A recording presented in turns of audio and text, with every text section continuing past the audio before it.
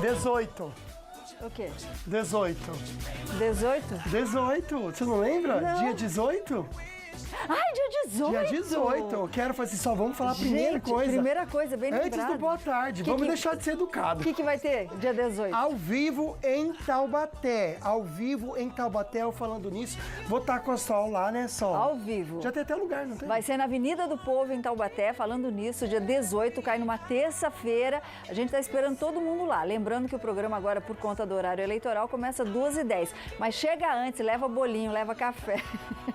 Não, e com certeza, gente, porque juntinho. o bacana de fazer programa aí na cidade, pertinho de vocês também, pra quem é de Taubaté ou pertinho de Taubaté, é a gente poder se ver e conversar, né? É verdade. Porque muita gente fica aqui, vocês participam ao vivo, mas essa interação é ótima, né, A gente Sol? vai lá, tirar fotinha, se divertir. Bom demais. Bom também é mandar um beijo para uma pessoa muito querida do nosso coração aqui da Band, Rodrigo Giovanetti, que está fazendo aniversário hoje. Um beijo no seu coração, Rô. O Rô é uma pessoa muito querida, né, Luquinha? É, inteligente demais também. A gente dá um trabalho pra ele às vezes, mas tudo bem, né, Rodrigo? Deus abençoe muito você. Mas dá um beijo pras meninas. Hoje eu fui fazer exame de sangue. Ah, tá. E todas as meninas muito fofas. Um beijo pra vocês. Obrigado pelo carinho também. Muito queridas e eu gosto muito de você também. Ah, é tanto beijo, tão gostoso. Mas agora a gente vai refletir. Vamos parar um pouquinho de beijar e vamos refletir. Não é Deus que cobra os erros e a maldade das pessoas. É o peso na consciência. Cedo ou tarde esse peso chega. É a lei do retorno. Esse é o nosso toque de hoje. Zóio Verde, o que tem no programa? Sol, o tufão deixa 9 mortos e mais de 300 feridos no Japão. E leão pede carinho a turistas em safari na Crimeia. Abra o seu coração, converse com a gente hoje no programa. Vamos lá para os prêmios, então? Quero lembrar você que no nosso Face, muito fácil, curtiu, compartilhou, marcou 2 amigos, você concorre a esse kit Tracta. Já no Instagram, @Falando Nisso Band, é um kit Ortovip para você cuidar muito bem da saúde da sua boca. Você vai marcar 2 amigos também e participar com a gente. Bora conversar bastante, abrir o coração, sempre dia de papo cabeça.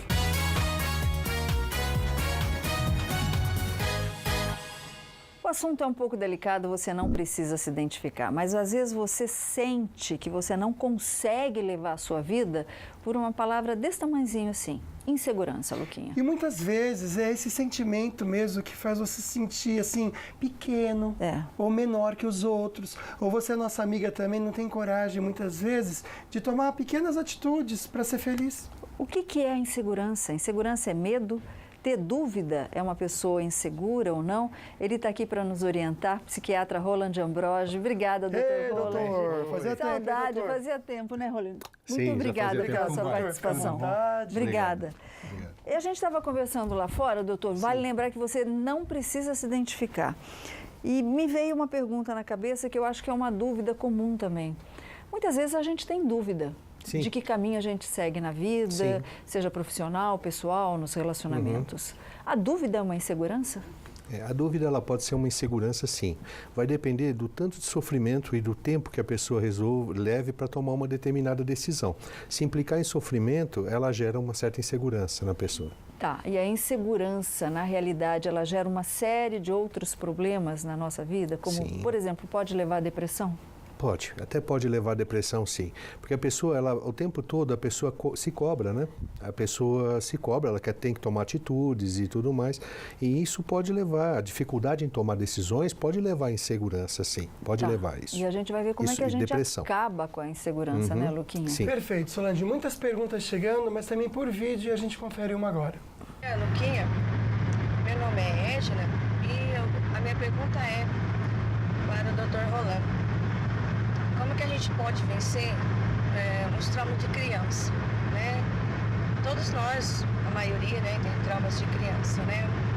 Alguma coisa que o pai falava ou fala, ou brigava muito, ou às vezes até batia, né? Então, a gente acaba se fechando, né? Crescendo, torna-se uma criança muito fechada, de tanto que foi, assim, disciplinada, né? Entre aspas, né? Então, eu gostaria de saber como que a gente pode, porque a gente aí cresce um adulto fechado, né? E a gente não é aquela pessoa assim extrovertida como a maioria das pessoas são, né?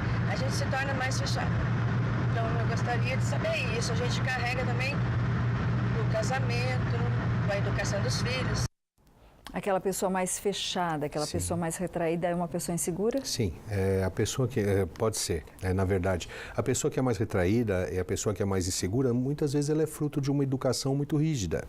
E nesse contexto, vamos dizer assim, muitas vezes a família, o pai ou a mãe, toma determinadas decisões, as quais deveriam até caber ao próprio filho. Né? E os pais visando saber escolher melhor, dizem que sabem escolher melhor, e eles tomam essas decisões pelo filho e geram uma certa insegurança. Quando essa pessoa ela está sozinha e muitas vezes tem que tomar decisões, ela às vezes não consegue tomar aquelas decisões pela falta desse monitoramento paterno, né? Então, o ideal é que os pais criem crianças seguras, né? Isso. Deixando com que as crianças façam as escolhas. Exatamente. E apoiem essas escolhas. Sempre apoiar essas escolhas e procurar dar esse poder de decisão aos filhos, independente da idade. Independente da decisão que o filho tome, que ele opte por A ou opte por B, os pais vão continuar gostando dele do mesmo jeito. Isso que é importante, isso que você tem que transferir é segurança para a pessoa. E se errar, quem nunca errou, né, Luquinha? Com certeza. Só agora tem gente perguntando aqui sobre insegurança para conseguir alguém para amar só. Ai, a pessoa às vezes não consegue nem sair de casa porque tem vergonha de sair, se sente insegura. A gente já conversa com você, mas agora bora ficar bem informado com as notícias da redação.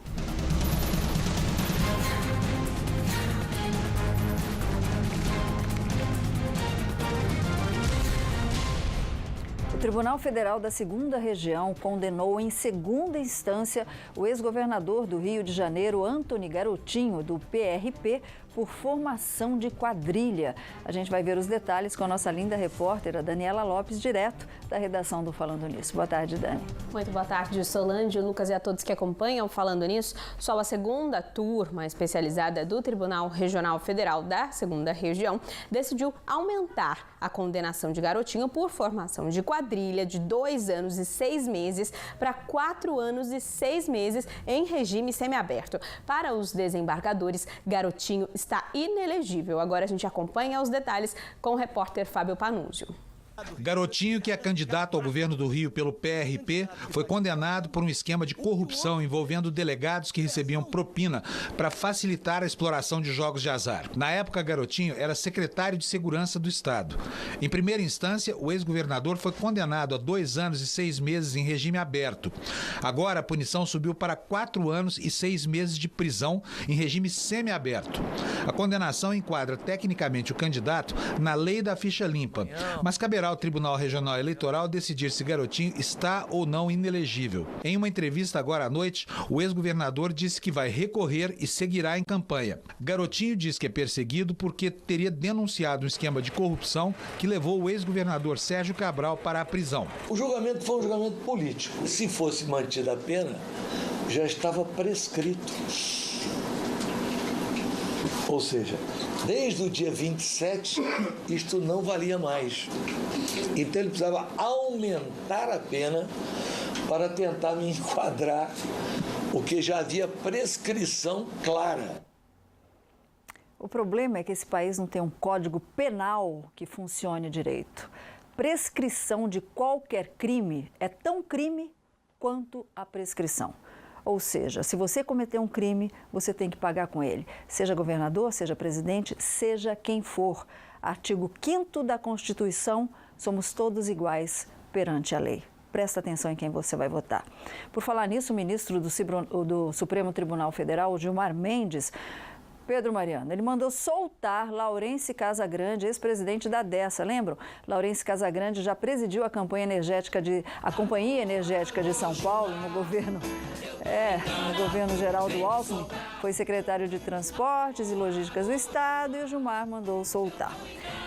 Dani, o Ministério Público Paulista denunciou o vice na chapa do PT à presidência, o Fernando Haddad, por corrupção, lavagem de dinheiro e formação de quadrilha. Parece que isso daí é um poema que a gente está batendo bastante, né?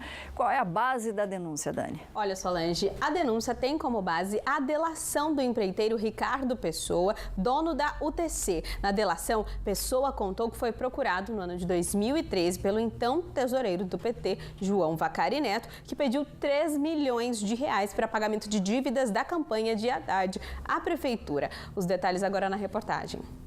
A ação da promotoria é um novo desdobramento da investigação que envolve a UTC Engenharia. A denúncia aponta que Fernando Haddad recebeu em 2013 R$2.600.000 de Ricardo Pessoa, dono da construtora, para saldar dívidas da campanha do ano anterior, quando foi eleito prefeito de São Paulo. Também foram denunciados João Vacari Neto, ex-tesoureiro do PT, o ex-deputado estadual Francisco Carlos de Souza, conhecido como Chicão, que era dono de gráficas, e o doleiro Alberto Youssef, acusado de coordenar a captação e distribuição dos recursos ilícitos que foram feitos por meio de contratos de prestação de serviços fictícios ou superfaturados.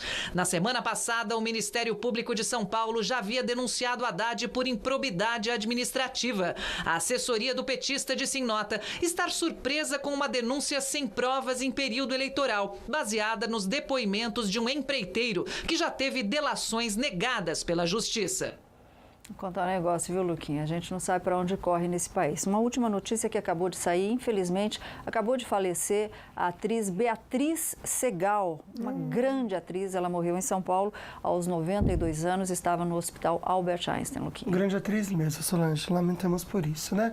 Conversar com a Dani agora sobre as estradas.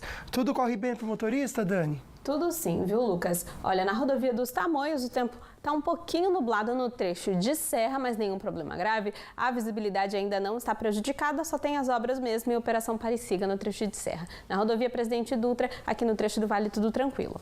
Obrigado, Dani. Voltou e normalizou agora a balsa também, tanto em São Sebastião, que a gente percebe aí, quanto em Ilhabela, apenas 30 minutos de espera.